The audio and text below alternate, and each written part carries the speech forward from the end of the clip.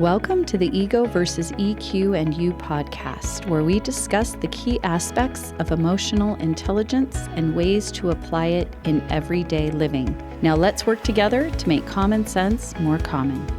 Welcome back to the show. We're happy to have you, and we are going to continue in our Verses series today. And I am thrilled to have back in studio with me Angela Bear and Steve Friedline, my wonderful co-hosts. Thanks, Jen. Good to be here. Yes. So glad to have you.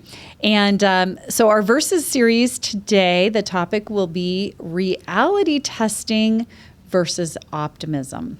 And I think a lot of people know what optimism is and why it's so great, but we probably should define reality testing because that one's a little bit unknown, I think, for general population. Right. Mm-hmm. Is my capacity for what I'm going to be doing consistent with the reality of what I can do? Oh, okay. Like potential or capability? Exactly. Mm-hmm. Am I overloading myself and saying, oh yeah, I'll do that. I'll take that on, and then wake up and go, maybe I should have said no. Mm-hmm. So my version of reality in terms of what I'm capable of doing are not in sync.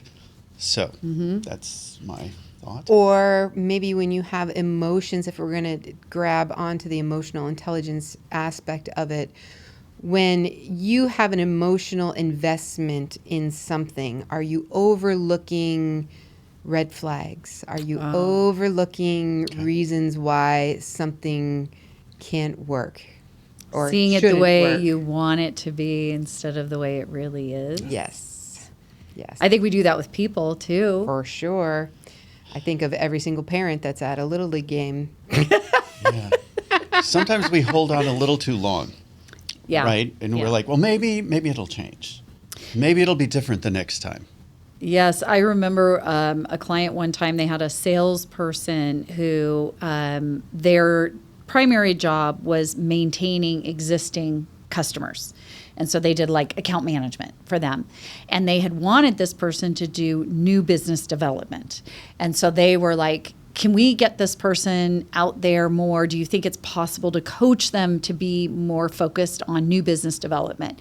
And I said, well, how long have they worked for you? 10 years. Have you ever seen them ever show any interest in new business development and prospecting and all that? No. Have you assigned it to them? Yes. Have they done it? No. I'm like, then probably not. Like, let's be real here. Yeah. This is a dream that you have that this person's going to be able to just convert over. So this has a lot to do with our expectations. It could. Really. I think, am I expecting a different outcome when there is no sign whatsoever that anything is going to change? My optimism is probably a little higher than it should be. We often use a metaphor of a kite and a kite string for the balance of optimism and reality testing. And if you have, with kite being the optimism, so if you have a giant kite in a little tiny string, that kite is, the wind's going to come along and there goes your kite. Right to the power line. Right to the power line. That's right. If you have a little tiny kite in a super, super long string, well, that sucker's just never going to get off the ground, right? It's down there. Yep. So you really want to be able to have the optimism to make stretch goals, but keep it within confines so it's actually attainable, right? That where your team or your colleagues or your peers or however this is coming to play into your life, you're keeping that in mind. Make it something that it's a stretch, but it's attainable. Because if you keep setting goals that are unattainable just because you're optimistic and you want to shoot for the stars, it's going to become very depressing for your team, and morale will probably super demotivating. Demotivating. Let's take that analogy one step further. Please do. I'm not going to want to go out and fly a kite if there's no wind. Okay, I might be optimistic that I'm going to be flying that kite, but guess what? Today's not the day. Yes, today's not the day. Or there's so much wind that it's just going to take control. Yes. So I need to make sure that the circumstances are... Which is the EQ. Reading the environment. Well played. Reading the environment. You should write a book about that. I should write a book about that. Yes. So that's where the EQ piece comes in, right? Reading the. It was not my intent to set you up, but you apparently did really well. You're welcome. Thank you for that. Thank you. Yes. But yeah, I think what are the circumstances surrounding my optimism and my reality? Am I taking a close look at what's really happening out there, or am I so involved in my own thoughts that I'm not paying attention to be able to balance them effectively? Yes. Well, I think optimism also gets a lot of, I don't know, good press, if you will. Yeah. It's like, it's great to be an optimist, right? That's happy, that's a positive disposition, that's expecting the best. And we all want to say we're optimists, but can we have too much optimism? Could that actually hurt us if we are too positive?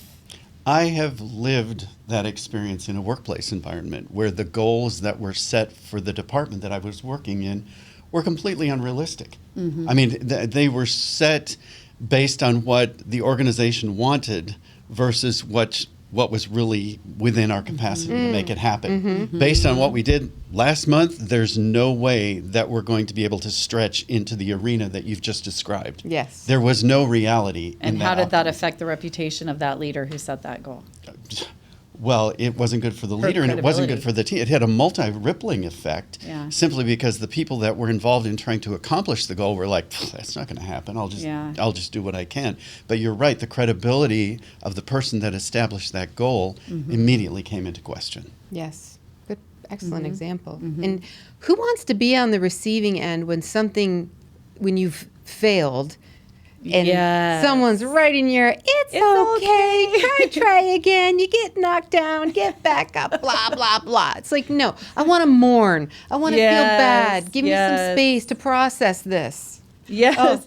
I get back. This is now we're back to And I empathy, get- right? We got to have some empathy for somebody, but be with them Yes. where they are. Because Yes. we had that one client I was coaching, and sales leader, national organization, and their most successful, popular product that they sold was discontinued by the company. And it was like pulled out from under them. Like they got a notice on a Friday that the next Friday they weren't going to be able to sell that product anymore. And this is a commission-based sales team, so this was going to affect them personally. They had to go then call all their customers and tell them, by the way, your most popular thing you buy from us, we can't sell you anymore. And so they were in a panic. And so this sales leader, whose optimism, I will say, was like 3 standard deviations above the average. So, I mean, this was a high optimistic leader. And he calls them all in, they fly in and they meet up. And in the meeting, he was like, you guys, come on. We are a great team. We're great skilled. Our customers are great. They'll understand. We've got other products we can sell. And he was trying to really rah them through it. And afterward, I talked to some of them and they said, that was like the worst meeting ever. Yeah. Because we didn't need a cheerleader. We needed someone to be with us and go, yeah, this really sucks. You know, So like, there's just be real. Yeah. So there's a direct correlation between morale and engagement Yeah. when it comes to being overly optimistic. I can see that. Which is interesting because you would think being overly optimistic would always be the help. Instinctually, right? We're kind of taught that, yes, always maintain optimism. That's going to be the morale boost. But sometimes you don't, that's not what you need in the moment, right? Yeah. You need to feel your feelings and you need to. But really high reality testing. So if we flip that equation over and we say, okay, now I've got somebody with super high reality testing and low optimism or lower optimism. Yes.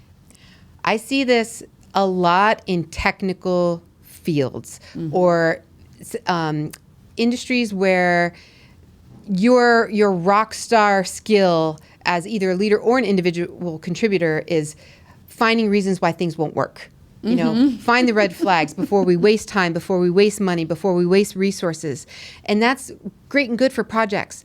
Just don't apply that to people, right? So someone comes up to you and says, hey, Steve, I have a great new idea. And you say, Ange, we've tried that before. It's not going to work because X, Y, Z. Or that's not going to work because beep, boop, beep. I don't know. Whatever the technical term is Yeah. for the thing, I've, right? I've seen that dampen the enthusiasm of new employees on a regular For basis. sure. Where they come in and they're excited about the new job and they're throwing out an idea, and you get those people, just like you said, that will Yes. say, tried that before. And so It's even not gonna if work. you know, if someone's bringing you a new idea, even if you know it's not going to work, you say, That's a great idea. Tell me how it's going to work. Yeah. How And lead them to the conclusion. Yeah. Ask the right questions. so how you frame it is going to determine how they react. Absolutely. Well, we know from research that pessimists do better at law. So my lawyer better be a pessimist? Right, yes. So actually, pessimists actually do better as lawyers. But I always tell my attorneys when I'm coaching them, when you're working on a legal matter or you're negotiating a contract, by all means, be the realist who is a pessimist perhaps, expecting the worst, preparing for the worst maybe, right? Yes. Looking at risk over reward. But when your employee walks in your office with a new idea, you have to flip off that pessimist hat and put on the optimist hat, which isn't always easy. Yeah. Yes, because what's going to happen, and what I think often happens, is people start to think they're going to predict your response. Right? Every time I take a new idea to Steve, he says no. Yeah. So what's going to happen? I'm going to stop taking ideas to Steve. It's kind of like when we were kids and we knew the parent to go ask yes, when we're having a sleepover, right? Yeah. We know the one to ask to get the yes. Yeah. Same thing. Yeah. Same principle. Exactly. But I think reality testing also, when it's very high, it can result in very black and white thinking. It can look like it will or it won't work. It is or it isn't. And so there is very little gray in that conversation a lot of times with that really high reality testing. And one thing I guess we should always mention is these are not innate skills. These are things we can all learn. And even if I have an innate disposition, let's say, to have more optimism or reality testing, it doesn't mean I can't learn the other one or develop the other one or behave in the other skill, even though it might be uncomfortable for me. Right. We can all be optimists and we can all be realists. Yes. Right? Yes. And I'm glad you touched on that, because that's something that I learned when I came into this career. I think reality testing sounds more like a skill type of thing that you could learn or not learn or apply. But optimism, I feel like we've always kind of been trained to just see the glass half full, or you're born. You're born that way. Yeah. Exactly. You're born that way. But in fact, Martin Seligman, right, the father of positive psychology at University of Pennsylvania, he wrote a book called Learn to Optimism, and that's exactly what that is all about. It is a learnable skill. Yeah. So I think potential and possibility are good words to consider, but keeping them in the context of, again, a balance between being optimistic and basing that optimism on reality. But I do think if we look at disruptors in the world, their optimism is off the chart. I mean, their kite is flying so far away they can't see it with binoculars, and they're like, don't worry, we're going to get it. It's going to happen. Yes. And they might crash a few kites along the way, but that is a trait among disruptors. So anyone in a technology role or in a kind of groundbreaking position might be out of balance with that, and that might be a success point. Like, attorneys shouldn't be optimists, right? But maybe an entrepreneur, inventor, disruptor should be an optimist, like an extreme optimist. So it's about taking the risks, right? Optimists are generally the risk taker. The risk taker, yes, because they have the confidence in it's going to be okay. Yep. Well, great. I love this topic. This I know. is one of my favorite topics. Yeah. So if you have any ideas, listeners, for other verses in our series that you would like us to discuss, or you have any input for feedback for us, we'd love to hear from you. Podcasts@jenshirkani.com. Send us a note. We'd love to take your ideas, help you out, do anything we can to give you some input. Okay. Well, thank you for listening. Thank you for joining me. And we'll catch you next time. To be continued. To be continued. Thanks for joining us today on the Ego versus EQ and You podcast. If you liked this episode, be sure to follow us or subscribe on your favorite podcast platform, and please share our show with others. For questions or future topic suggestions, please email us at podcast@jenshirkani.com. Until next time, keep using your EQ and show ego who's boss.